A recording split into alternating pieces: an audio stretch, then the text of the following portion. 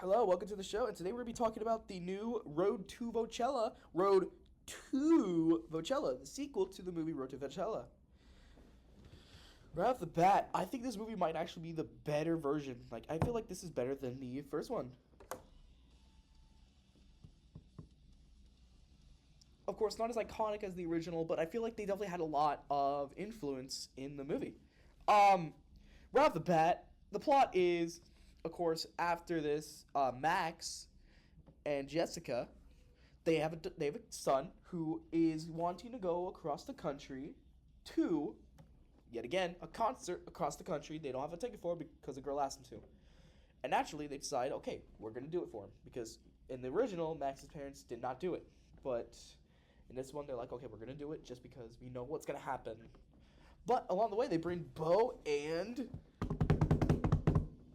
Job is high. They bring Zeke. Yeah, that's great. They're bringing back Zeke. I feel like bringing them back was nice, a nice touch. They also brought Usher back in the movie because Usher was in the first one. Well, that's the third part of the song. I really want to sing it because I really like the song. They also include a lot of new songs, rather than just this one. They actually include some One Direction.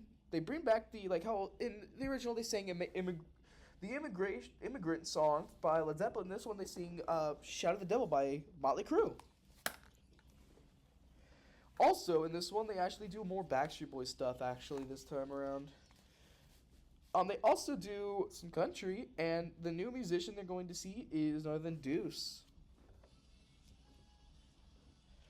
A lot of songs are actually from the Undead, and they actually follow up the ending with a better ending, with actually a Mormon at the door, which leads them to the next adventure, which is where they're going to have to help this idiot guy to another country. It's gonna be great. I can't wait to watch that movie. I think it's gonna be called Road to Africa or something like that. If you're ever lonely, then stop. You don't have to be. After all the story, it'll be the way from you to me. Yeah! If we listen to each other's heart, we'll find we're never too far apart. And maybe love is the reason why, for the first time ever, we're high to high. Saying it high to high. High to high for the first time. And high to high. How do I? And in this one, we see a lot of more international songs instead. We even get a song by Cannibal Corpse. That's right. We actually get a Cannibal Corpse song. The song "I Come Blood" is in it. By the way, this movie is not for kids. Let me just say, make it clear. The first one, you could show a kid the movie. It's not for them. It's more like it's for teenagers and adults who like road trip movies. Because there's a lot of jokes in it that are clearly for not for kids. There's a lot of words in it that clearly isn't for kids. But like half of the movie plot is just basically a kids movie. So like you can show a kid it, I guess. It's just like I don't personally recommend doing that. Um, Another big important thing to remember about this movie is this was directed before the election, and there's a lot of jokes about the election, which makes it a little controversial, but they don't do anything bad with it. They kind of have like one character be like this obvious cartoonish villain and the other just an idiot. It's really funny, but you know, Tom Brady's in the movie. He plays a football star named Brady Mom. He plays Brady Mom. He's just like he's a guy in a wig who's pretending to be like a mom when he's actually a football player, and he takes off the wig. He's like, "That's right, guys, it's me, Bob Marley." Yeah, that's his name. Anyways, with that, it's a good movie. I personally recommend watching it. Also, in it, the casting sure is a little weird, but we're not gonna spoil the cast yet because they actually want to later announce it. Because nobody knows if the actual original cast is gonna be in it or if they changed it. But we do know Usher, Pitbull, Deuce, and some cast members of Hollywood Undead are in it. But yeah, like it's very popular in my opinion at least. It's one of those where you just can't not watch it. The first one. Let me tell you why I like the first one a lot. The first one, it's heavy on its like entire moral, which is you shouldn't lie because cause sometimes it works, sometimes it doesn't, and you don't want to play the risk game. Basically, it's like because the entire time he's lying, he's just like, oh yeah, I'm going to this place. I have a ticket. Yeah, he doesn't have a ticket. He's a liar. He's a liar. And it's like he could have told her, no, I don't have a ticket. Maybe we could go somewhere else another time. But no, he just like he's so worried about it, not knowing that she is really into him. Like the whole point is she was very into him. Like it was obvious. It was very obvious that um she was very into him.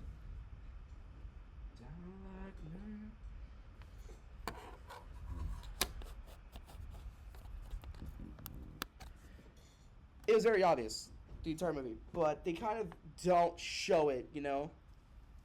They kind of mess it up, in my opinion. At least they mess it up.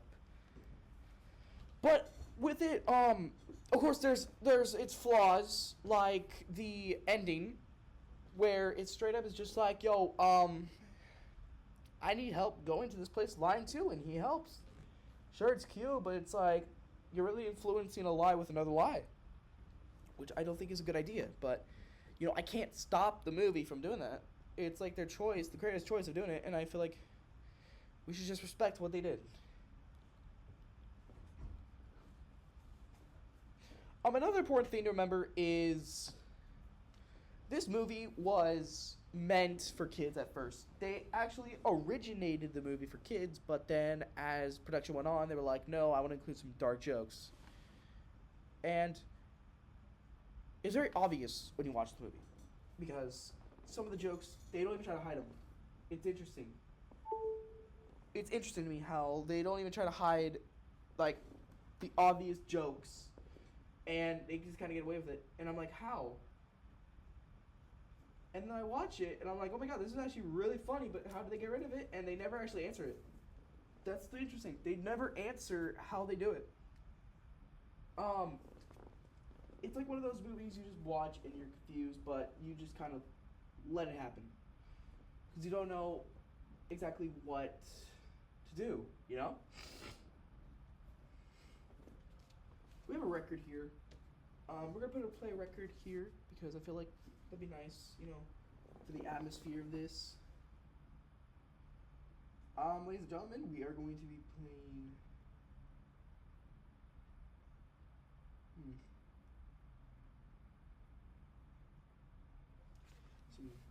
Oh, Louis Armstrong. Very nostalgic, very good. We're going to play some Armstrong real quick, because if I get in the mood to listen to this, okay.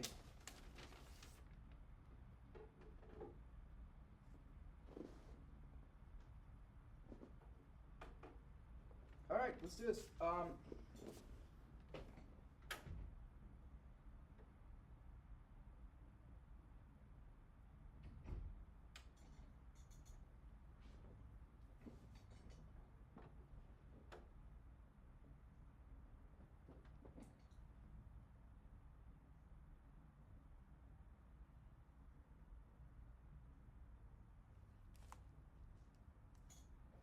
That's right, it works, okay.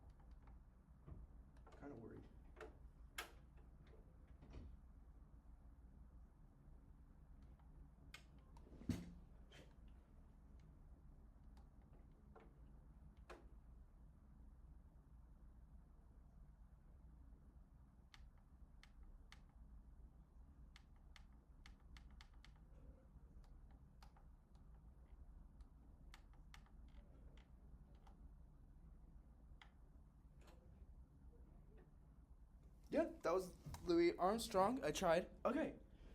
For this next little segment, I'm gonna talk about more about The World Before Death.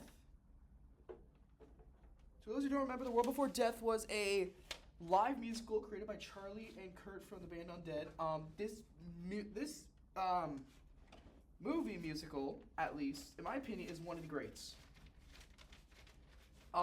Because I have a lot of reasons actually. I want to talk about them. So, right off the bat, with the first movie, they perfectly establish motives, reasons why they're doing certain things. They straight up just kind of explain it to you right off the bat what it's gonna be about. There's no real like weird foreshadowing. There is foreshadowing, but it's more like subtle, and it's not like, oh, I wish I was dead. This character dies. No. It's more like, oh, you're gonna see in the back this character doing some like drinking something, and then you'll see like when they're a ghost, they're still like that's their only thing they'll drink. Like you'll see little subtle hints in the back that they like something, and then it'll show up later, and they'll be like, oh yeah, I like this thing, not that thing. It's very interesting how well they portray this in this movie. They do the same with they do the same in the second one where they try to foreshadow him being a villain.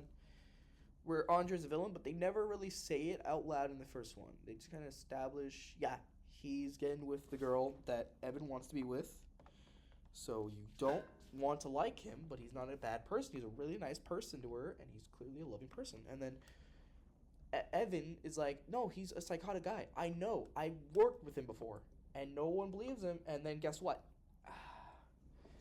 He's a horrible person. That's what I like about this movie. They find ways to make old, like, little sentences come back. They did that with Let the Villains Die, which is the musical Broadway sequel to the second one, where they straight up have all the villains back.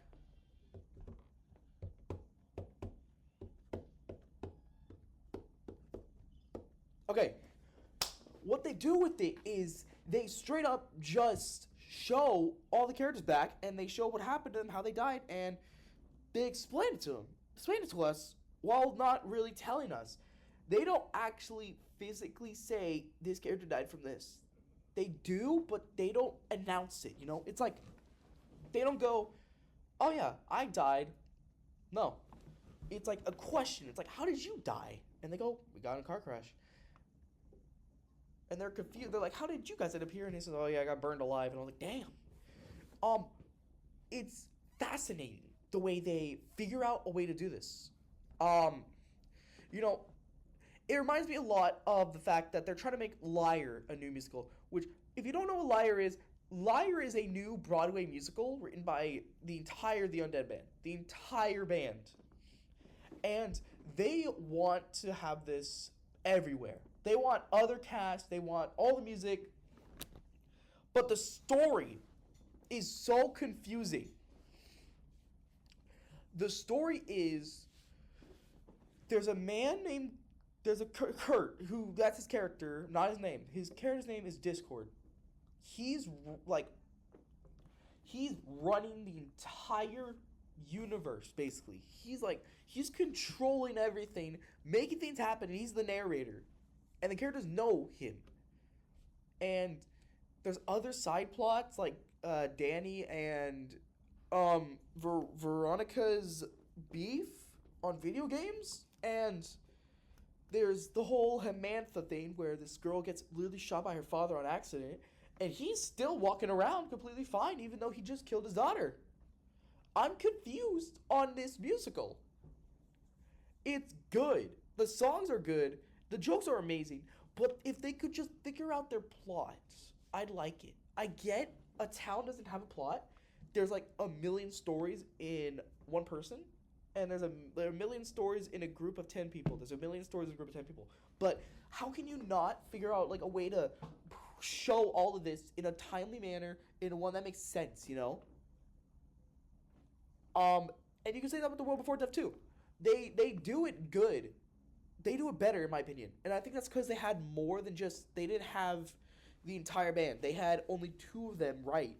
That's right. There were only four writers in this movie. Two of them were the directors. Charlie and Kurt were the directors. Phil wrote the songs, and Jessica produced them. And the only reason they actually understood is because Charlie and Kurt were writing it.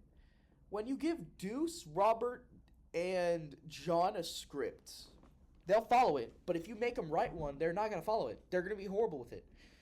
I know this. I've worked with them before. They're not that talented. They're great singers, great actors, but they're horrible listeners. They can't. John's okay. It's Deuce who's like a little problematic with it, but like you get, he understands. Robert just doesn't care. Robert, his entire thing is he does not care what you say. He's going to do what he thinks is best for the video, for the movie, for the musicals, for all of it. He'll do whatever it takes to make it the way he wants it.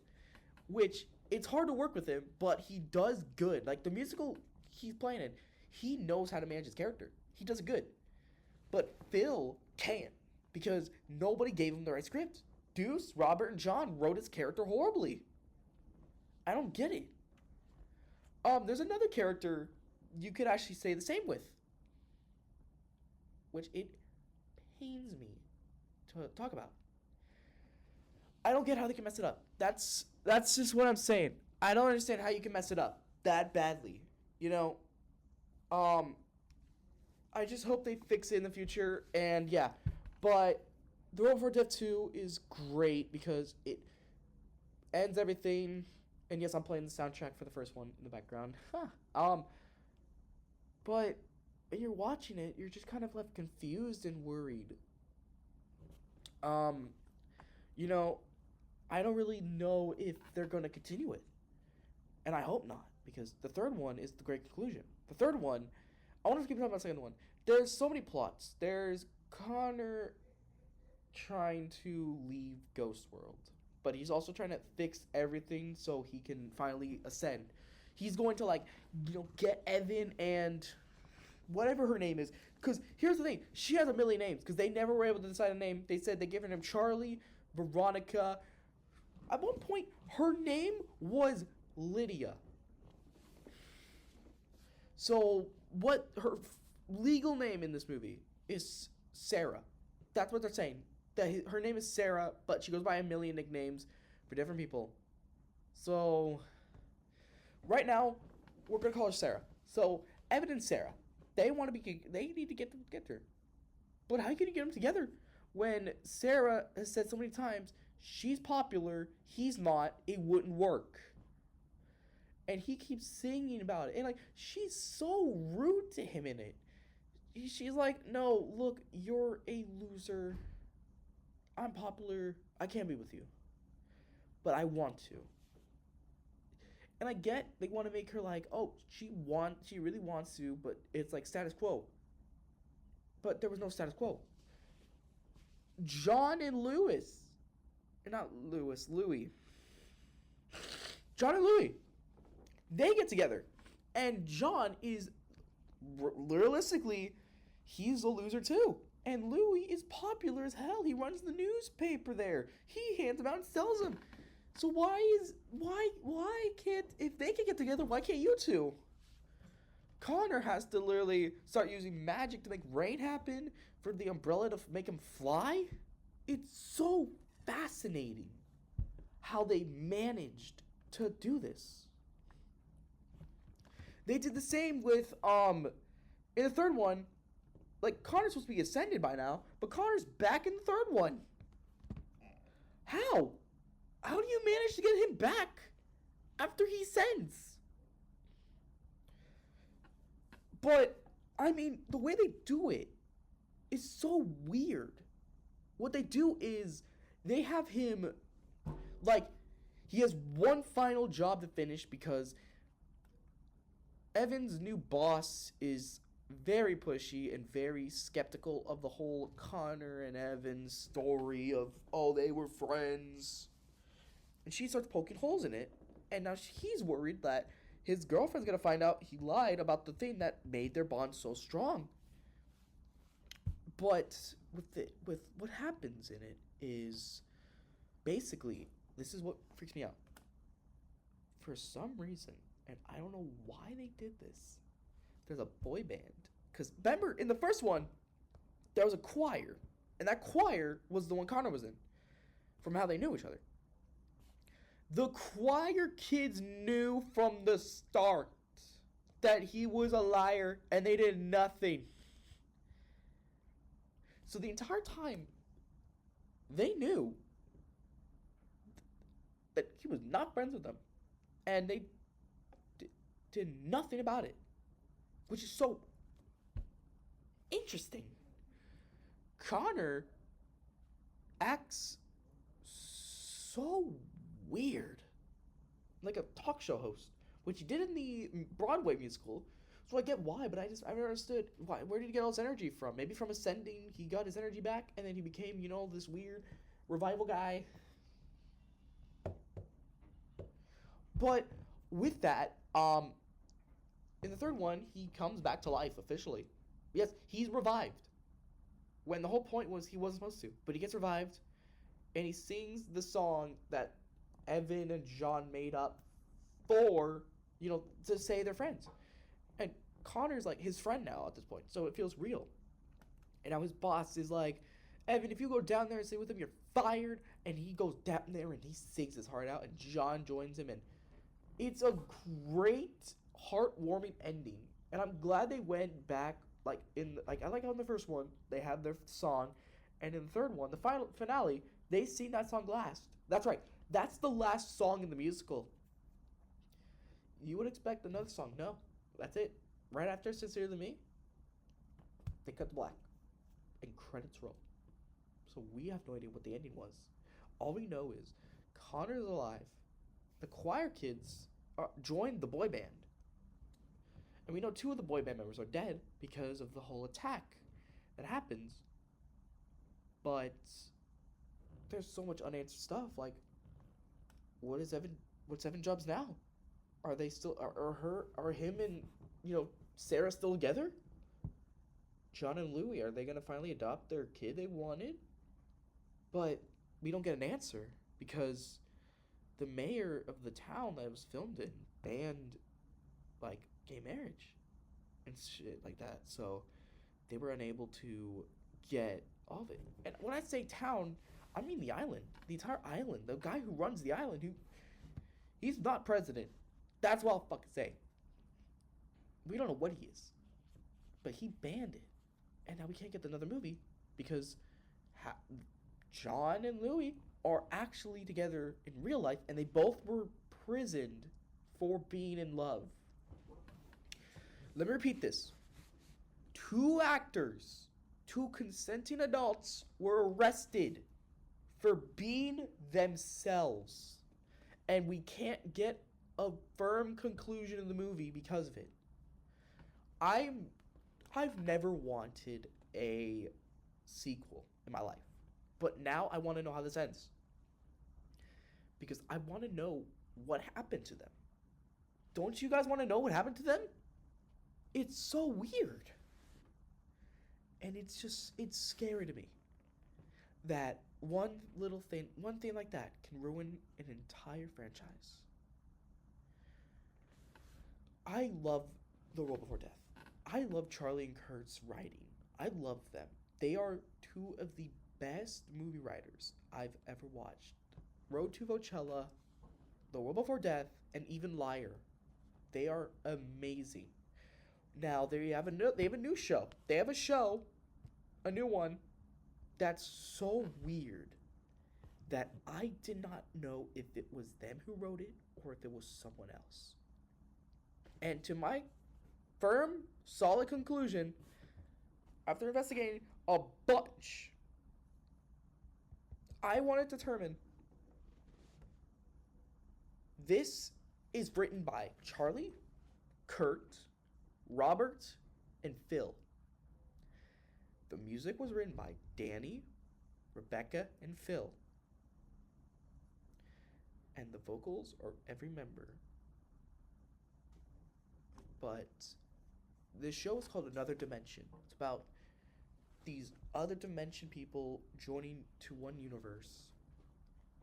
And one of them is a murderer. The other is a hitman. One of them is a god. And lastly, one of them is a demon. The murderer is Robert, the assassin is Rebecca, the demon is Phil, and the god is Kurt. Sounds familiar, doesn't it? That's right. They basically took the plot of Liar, but written it to be actually better, to actually understand it. Never have I seen such a great way to conclude something, in my honest opinion. When I watched it, the full show, the full show, I was confused. I was like, what is this? How do they do this? And then I realized Phil wrote this. Phil, the man who wrote so many episodes of the Two Roommates show, which is a show by Parker and Joker, aka Time. Yeah, the band Time. Those two wrote that made that show, acted in it, and Phil wrote 39 episodes out of the 50. Yes. He wrote 39 episodes out of the 50 episodes in season 1, which is considered the golden era of that show. Season 2, season 3, and season 4 are great. Season 5 is, in my opinion, the best season of all time. Of all show. Every show. Season 5 perfectly, tells more to the story. Season 6, 7, 8, 9, they're good. But they're short. Because they're all, 2-hour-long episodes. And I feel like the movie that's coming up next year might actually conclude this story to, perfection. I feel like if they end it, with the movie, they could actually conclude a story better than The World Before Death. Better than Road to Coachella. And definitely better than Liar. Another Dimension is great because it starts off so cute. It's like a kid's show at first, but it isn't. Of course it's not. They swear. But, it's, wholesome stuff. But as soon as it's revealed, as soon as Robert opens up his store, stuff hits the fan. Because that's when Robert starts killing people. And that's when he starts singing the songs about it. And that's when he, dude, I'm going to tell you one important thing. Danny and Rebecca get together in the show, of course. Kurt and Charlie get together, of course. Deuce, I don't know. He's gone. He disappears in episode 9. Did I ever mention how many episodes there were? I don't think I did, because there's only 20 episodes, and he disappears in episode 9 and comes back in episode 11, but something's off with him. He's a different style, meaning it's not the same one, it's from a different dimension. And I feel like they knew what they were doing when they did that. They knew what they were doing, and they were ready for all of it. It is such a great show. I've never seen a show, an animated show for adults by musicians actually work. And what they did was genius, having other stories be shown each episode, but most importantly, Robert connecting to all of them. Because it's revealed, spoiler, it's revealed Robert actually opened that portal trying to find someone he had murdered in the past he wanted to bring back. Because he wanted to kill them again. That's right. The entire reason he even built it was just to kill a person he wanted to murder once more. If that isn't the most insane plot twist of all time, I don't know what is. This show perfects all of it. And the best part is, it's a musical. Kind of. There's one song every episode. Well, every episode, one song. But, of course, there's more than that. Sometimes it's 2. They also recently tried to release the movie Mr. In Between. Mr. In Between is a movie written by Phil of the Undead, which it's actually supposed to be a bio-doc, basically. It's supposed to be a movie about himself, his entire life. It's really, really sad hearing what he went through. Being homeless at a young age, being sexually abused almost all your life, being taken away from your mother because you got in a fight at school, and his father was abusive to him. And it hurts just seeing and hearing about it. It's horrible. And I feel like they really worked everything out. It's like he went to church and was uh, abused by the youth pastor, who then told him that it was to help him repent, and that if he didn't keep the secret, he would burn in hell. Which, Jesus, it's like, wow, you never really expect it to be someone like that. Someone who's made music for years and always been presented as a happy guy. What's interesting is he's also a very private person, because it's been confirmed he's been in gangs. He's confirmed it. He has been in several gangs, along with I think, who was it? I think it was not Deuce. Oh my God, who was it? Who was in the gang? It was Phil. Kurt lived in the ghetto, but he did not join gangs. He was a normal person. It was Phil who was in gangs, because he was like raised in the streets, like literally.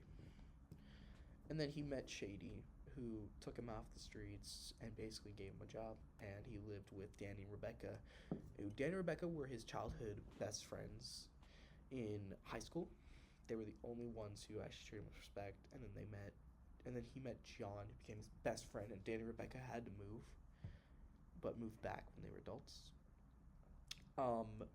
Charlie and Kurt, the most popular kids in school. But Phil was like, I don't trust them. They might be mean.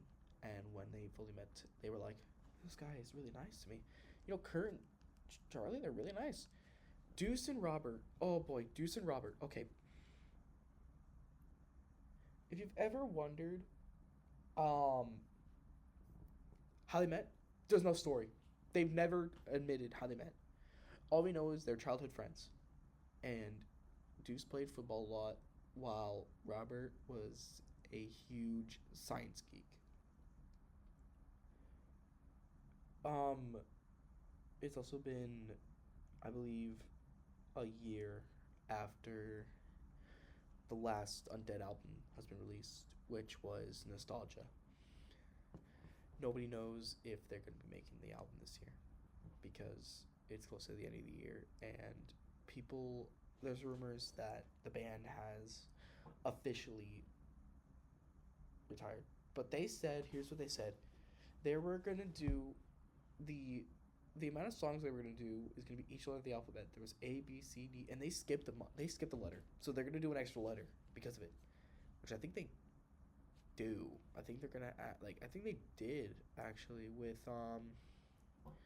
cuz if you count Another Dimension as an album like by them, and if you count Liar, then yeah, they technically have really put out a lot of albums, and they're close to being done. That's what they're saying. They're saying they are close to finishing this off entirely. And when they do, they said they don't know what they're going to do. Their first plan is this is going to be their Generation A, and then they're going to have Generation B, C, D. They're going to go all the way to Z with generations. They're not going to stop releasing music, but they just hit their 30s, by the way. Let me show you. Okay. When they first released their first album, they were, besides those three Shady, besides all those guys, they were all 15. Then they turned 16. Then 17. No, then they were 18. 19, 20, 21, 22, 23, 24, 25, 26, 27, 28, 29, 30, 31, 32, 32, 33, 34. Oh my god, they're 34? Wow. They're 34 years old. Actually 35 this year. So 35. And they said they want to retire when they're old. Like if one of them dies, they're gonna retire. Which people have been saying that the person who's going to die the most likely is gonna be Robert. Which is pretty sad to hear. But wow, they're 35. I can't believe they're that old now. There's also important other things we can talk about, like the fact that just recently they've announced Shady has announced he's back with a new band, only a week after being released from prison. He's coming back to music a week after being arrested. He was arrested and sued for I can't even name all of them. There was sexual harassment, sexual abuse, there was extortion, there was blackmail, there was threatening a victim, and this is what makes me the most disgusted that he's getting away with this. He took advantage of a young minor named, Deuce. Yeah, he took advantage of him when he was 15 and forced him to do some horrible stuff.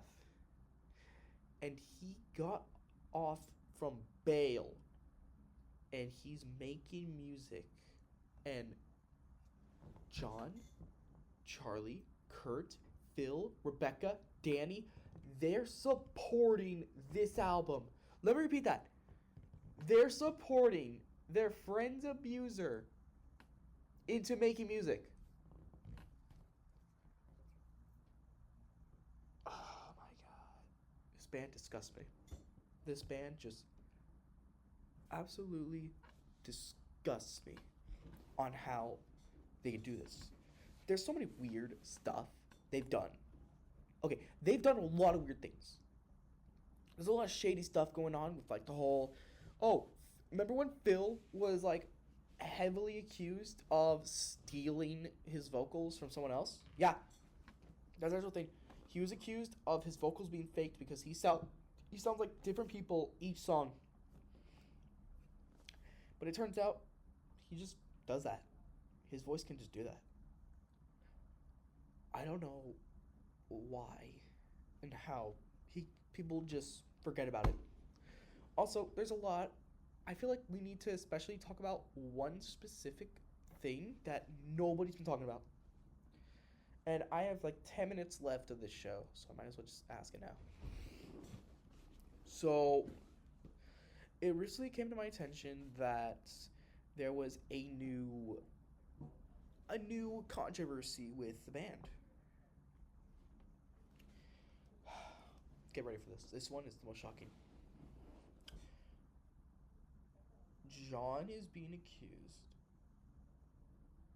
of not only having a husband, but abusing them. I personally don't believe it. I know the husband thing is true. Okay, this is like kept secret, but I think we're fine. Yes, it's been confirmed he has a husband. Country singer Zach Rose is his husband. We don't care about that. But the abuse stuff is so crazy and just horrible to like accuse someone of. Cause like there's no proof. There's no proof he did it. Like he's done it.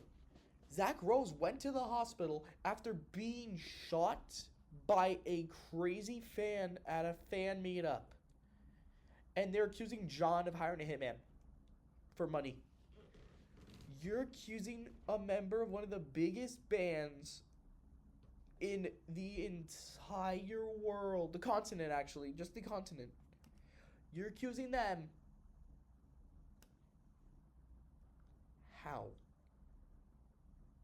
Just how? It's weird. Thank you guys so much for. Wait, no. Okay, I was gonna say. Okay, I don't know. It's so. Thank you guys so much for listening to this. I'm just ranting, but I don't know how they can just proudly do this. It's so disgusting hearing the stories. Okay, it's horrible. And with that, I'm just gonna say it now. I think this band is going to fall off before it ends. I think there's going to be a controversy so bad that all the members go into hiding and only one of them will be public. And I think the public won't be Phil. Because Phil has been more public than any of the members. Like, currently, he's been more public. Which is weird because he's the most quiet one who doesn't really like being covered in media. He just joined the band to have fun. And he needed the money. So yeah, that's exactly how this all went. I can't believe that half of this stuff is happening. There's no explanation. There's no reasoning. There's nothing we can even say to fix this. We are just stuck waiting for the worst to happen.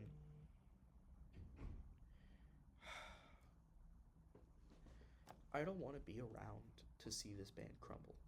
I want to see this band succeed.